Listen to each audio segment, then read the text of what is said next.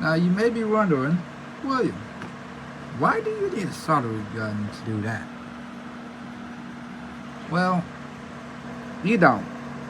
I was using a soldering gun, my soldering gun, to.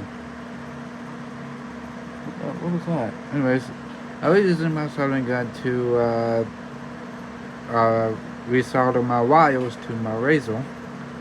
You know, to the motor and my razor. Well, that was a success.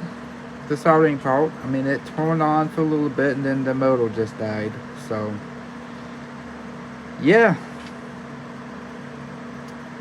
yep.